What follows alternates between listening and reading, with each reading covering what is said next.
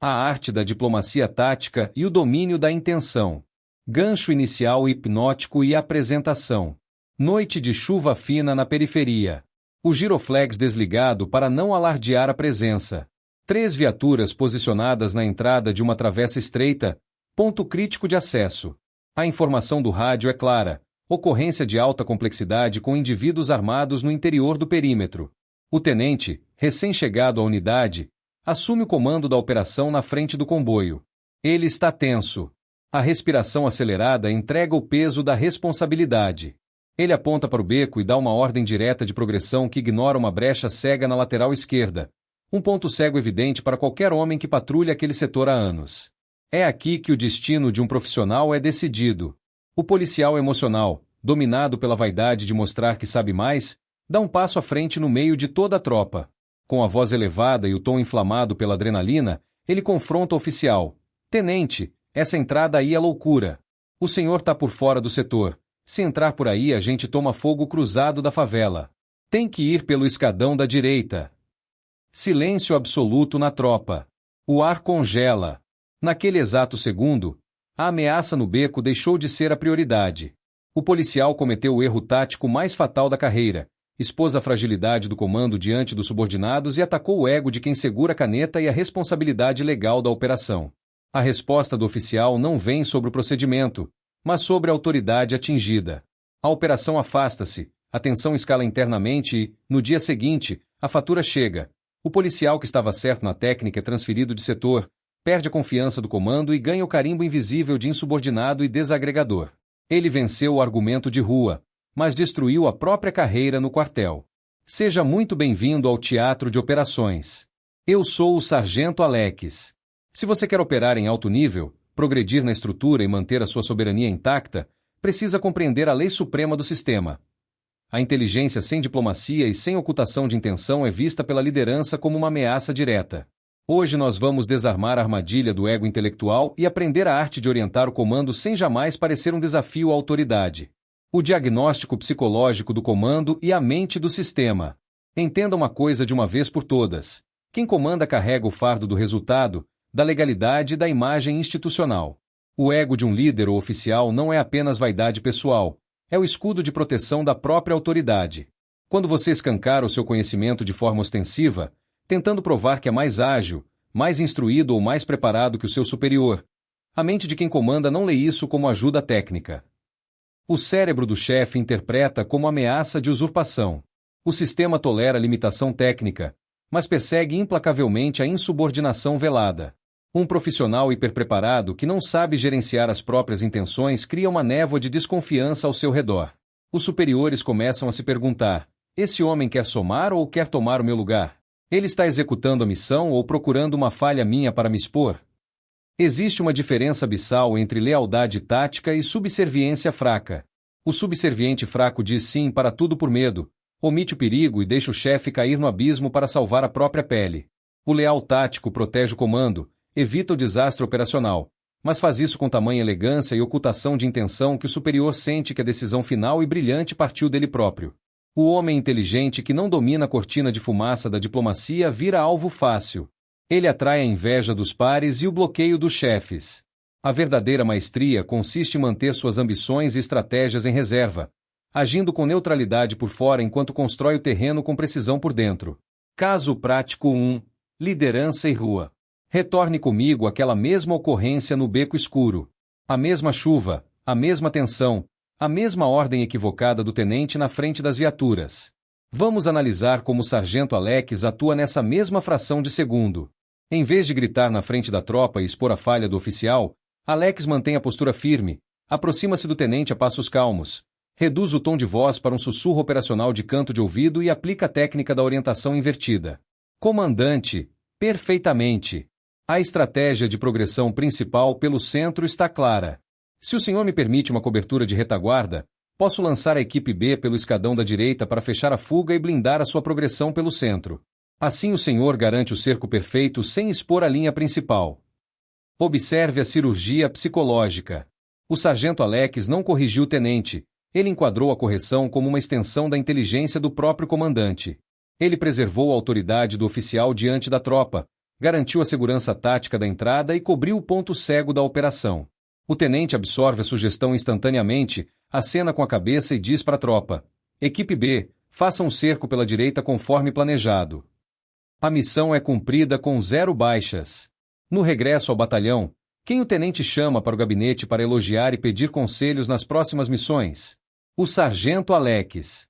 O líder inteligente protegeu o comando e construiu uma autoridade moral inabalável sem dar um único show de vaidade. Caso prático 2. Carreira e a armadilha do conhecimento. Agora vamos observar a rotina dos corredores, das sessões administrativas e do estudo preparatório para exames de promoção, como o curso de aperfeiçoamento de sargentos, CAS. Imagine o graduado que passa meses trancado estudando legislação, manuais de procedimento e doutrina militar. Ele domina cada inciso, cada portaria e cada detalhe regulamentar. Mas ele cai na armadilha da vaidade intelectual. Na primeira reunião de sessão, ao ouvir um chefe de seção citar uma norma desatualizada, o profissional vaidoso não se segura. Interrompe a apresentação, cita o número da nova portaria de cabeça, corrige o superior com ironia sutil e olha ao redor da sala esperando os aplausos da plateia pelo seu conhecimento vasto. A armadilha invisível se fecha sobre ele nesse instante. Ele pensa que demonstrou competência, mas o que ele realmente fez foi semear a antipatia geral. O chefe de seção se sente humilhado publicamente. Os colegas de trabalho passam a enxergá-lo como um pedante arrogante que busca erros nos outros para se projetar. Quando surgem as comissões de avaliação, as indicações para medalhas ou a distribuição de escalas nobres, o graduado vaidoso é preterido sistematicamente. E ele morre sem entender o porquê, reclamando que o sistema não valoriza quem estuda. O estrategista soberano opera sob a cortina de fumaça da modéstia e do domínio das intenções. Ele estuda mais do que todos, domina a legislação com precisão cirúrgica, mas guarda o seu conhecimento como uma arma de reserva.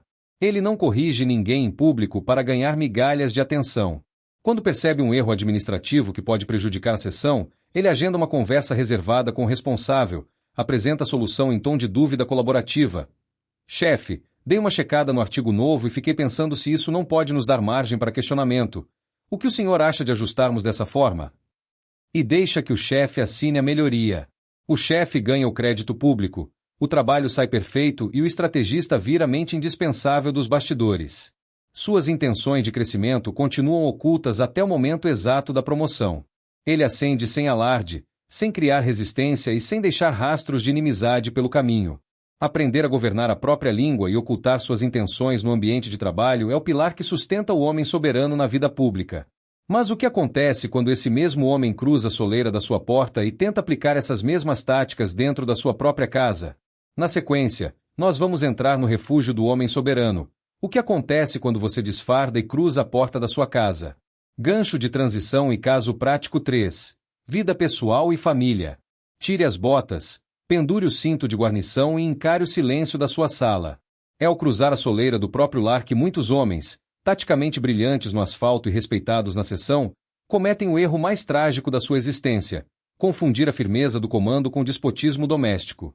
Você passa o dia inteiro sob estado de prontidão. Absorve a pressão do patrulhamento, lida com a rigidez da hierarquia, administra atritos de gabinete e precisa medir cada palavra para não expor suas intenções aos oponentes. Quando chega em casa, seu cérebro esgotado comete a primeira falha grave: querer exercer em cima da esposa e dos filhos a mesma dominação rígida que você aplica ou sofre na rua. Você transforma a mesa de jantar em um tribunal e a sua família em um pelotão de recrutas. Quando sua esposa traz uma questão do dia a dia ou expressa uma dúvida sobre o orçamento familiar, você não escuta, você debate para vencer. Usa sua retórica afiada, o tom de voz impostado e a sua autoridade de homem da casa para calar a argumentação dela em segundos. Repare na contradição absurda. Na rua e no quartel, onde a diplomacia tática exige que você seja sutil, focado e comedido, você calcula os passos com precisão.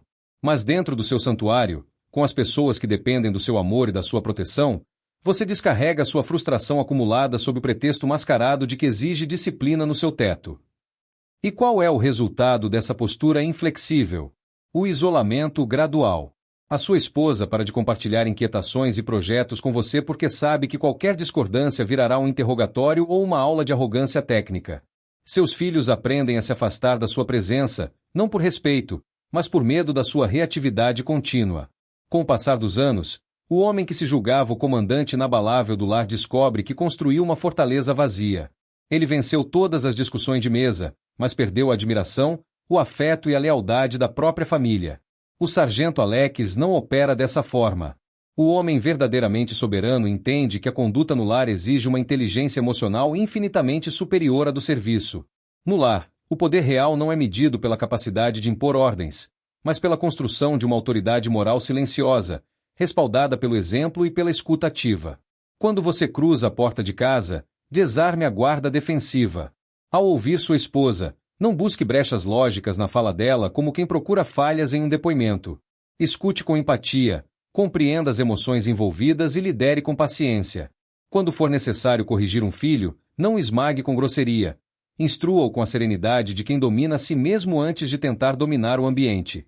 A sua casa precisa ser o seu refúgio inexpugnável, não o seu segundo campo de batalha. O homem que é amado e respeitado no seu lar entra em qualquer combate na rua com espírito blindado. Protocolo tático de execução em 5 passos. Para fixar essa doutrina de diplomacia tática e retenção de intenções na sua rotina diária, nós vamos alinhar agora o seu protocolo tático de execução. São 5 regras de conduta direta para você aplicar no seu próximo serviço e na sua vida pessoal. Passo 1. O espelho de autoridade. Atribuição estratégica de mérito. Ao concluir um projeto com excelência ou resolver uma crise complexa, projete o mérito para o seu comando e para a sua equipe. Utilize linguagem da maturidade institucional. Esse resultado positivo só foi possível porque a equipe seguiu com rigor as diretrizes fixadas pelo nosso comando e atuou com disciplina técnica no terreno. Ao fazer isso, você dissolve a paranoia do seu superior, elimina a inveja dos seus pares e se consolida como o ativo mais valioso e confiável da unidade. Passo 2. O filtro triplo da intervenção. Antes de abrir a boca para corrigir um companheiro ou fazer uma ressalva a um superior, passe a sua intenção por 3 filtros rigorosos. Filtro 1. Esta intervenção é indispensável para a legalidade da missão, segurança física da equipe ou preservação de vidas neste momento. Filtro 2. Minha atitude busca resolver o problema prático ou apenas ostentar o meu conhecimento técnico para afagar o meu ego? Filtro 3. Este é o ambiente e a oportunidade adequados para alinhar essa correção sem expor ninguém em público? Se a resposta ao segundo filtro for o ego, guarde o silêncio. Dominar a fala é dominar o terreno. Passo 3. A ocultação estratégica do talento. Não ostente seus títulos, cursos, horas de estudo ou habilidades operacionais em conversas informais de alojamento ou refeitório. Exibir conhecimento sem necessidade desperta o gatilho de defesa dos incompetentes e chama a atenção de oponentes desnecessários. Mantenha sua capacidade em reserva. Permita que o sistema e seus superiores descubram seu valor real no momento de crise, quando a sua solução for a única saída disponível. Passo 4. A neutralização da vaidade em debates. Abandone imediatamente o vício de querer ter a última palavra em discussões banais de rotina. Seus colegas querem debater política, futebol ou teorias operacionais de forma rasa? Deixe que eles fiquem com as pequenas e ilusórias vitórias de conversa. Economize sua energia cognitiva e foco mental para o que realmente muda o seu patamar: seus exames de promoção, a construção do seu patrimônio e a proteção do seu lar. Passo 5. A lealdade operacional indissolúvel. Jamais participe de rodas de murmuração, fofocas institucionais ou críticas veladas à linha de comando diante da tropa ou de subordinados. O profissional que corrói a imagem da sua liderança para parecer simpático com os pares está plantando a semente da insubordinação que amanhã germinará contra ele próprio. A verdadeira lealdade é o cimento que sustenta a estrutura. Fortalecendo a ordem, você garante a estabilidade do seu próprio chão. Fechamento filosófico e CTA de linha de frente. Na soma final do teatro de operações, o tempo é o juiz implacável que separa os amadores espalhafatosos dos verdadeiros mestres da estratégia. Os imaturos, governados pelo ego, precisam fazer barulho.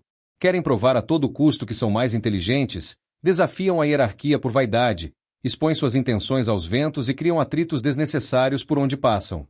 Eles costumam terminar a carreira amargurados, estagnados na mesma posição e acusando o sistema de injustiça. O homem soberano compreende o valor do silêncio, da disciplina e da diplomacia tática. Ele caminha no terreno com postura, protege o ego de quem comanda, age com modéstia calculada, lidera sua família com honra e mantém suas verdadeiras intenções protegidas por uma cortina densa de compostura e eficiência. Seja a referência de serenidade e firmeza na sua unidade. Seja o profissional técnico e discreto que o comando respeita e busca nas horas mais difíceis. E seja o pilar inabalável de proteção e sabedoria dentro do seu lar. Se este material agregou clareza à sua mentalidade tática e fortaleceu a sua visão de liderança, inscreva-se no canal e deixe o seu gostei. Esse gesto simples aciona a distribuição da plataforma para fazer este conhecimento chegar a outros homens de valor, policiais e líderes focados em autodomínio e disciplina em todo o país. Mantenha a guarda levantada, governe as suas intenções e domine o seu terreno. Missão dada é missão cumprida. Eu sou o Sargento Alex. Nos vemos na próxima instrução no nosso teatro de operações.